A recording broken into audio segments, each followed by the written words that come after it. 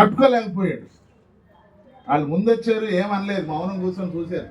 10 రోజులు గడిచే కొద్దీ చాలాసార్లు కొంతమంది ఏమెళ్ళి మాట్లాడాలి అక్కతోటి అన్నతోటి అని అనుకుంటాం.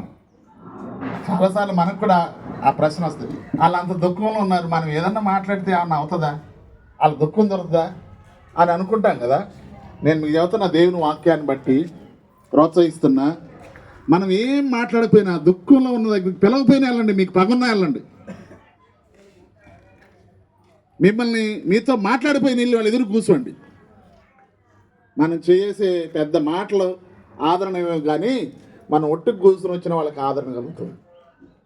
కాబట్టి ఈయన స్నేహితులు మాటలు ఆయన్ని బాగా మాటలతోటి ఆయన పొడి సేవకులది ఆయనకి ఇంకా ఏమన్నాడంటే, మనుషులు మరణమైన తర్వాత నరులు తిరిగి బ్రతుకుతురా అని యోబు 14 ప్రశ్న వేసిన ఆయన 19వ అధ్యాయం కొన్ని సంవత్సరాలు జరిగిన తర్వాత, కాలం గడిచిన తర్వాత అట్లా ప్రశ్నించిన ఆయన ఒక నిరీక్షణ ధైర్యంతో కూడిన మాటని ఆయన చెప్పాడు. కాబట్టి ఒకవేళ మర్చిపోతే, వాక్యం తెలిసి కూడా మనం దాన్ని అనుభవించలేకపోతూ ఉంటే, ఈ మధ్యాహ్నం ఈ మాట గుర్తు చేసి ఒక చిన్న ఉదాహరణ చెప్పి నేను ముగిస్తా.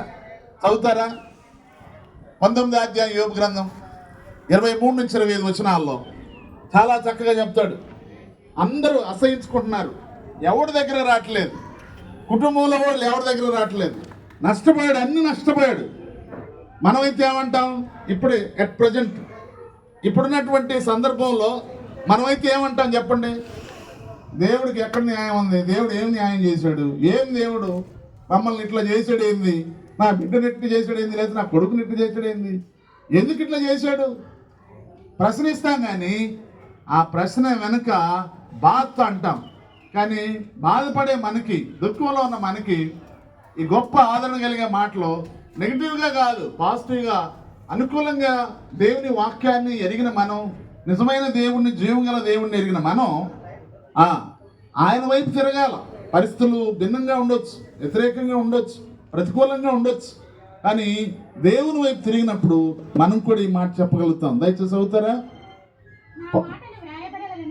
ఈయన మాటలు రాయబడవలనని నేనెంతో కోరుచున్నాను, అవి గ్రంథములో రాయబడవలనని నేనెంతో కోరుచున్నాను. అవి వెనుక పోగరుతో బండ మీద చెక్కబడి సీసముతో నింపబడి నిత్యము నిలవవలనని నేనెంతో కోరుచున్నాను. ఇది ఈ మాట చెప్పాలని ఎవరంట? అయితే నా విమోచకుడు సజీవుడనియు తర్వాత ఆయన భూమి మీద నిలిచిననియు నేను ఎరుగుదును. హల్లెలూయా, హల్లెలూయా. ఈయన యేసుప్రభు వారి కంటే కొన్ని వందల వేల సంవత్సరాల ముందున్నాడు, బ్రతికున్నటువంటి ఆయన. యేసుప్రభు వారు పుట్టక ముందే నిత్యత్వం గురించి ప్రవచనాత్మకంగా దేవుని నమ్మినటువంటి వ్యక్తి, విశ్వసించిన వ్యక్తి నిరీక్షణతో ఈ మాట చెప్పాడు. ఏం చెప్పాడు?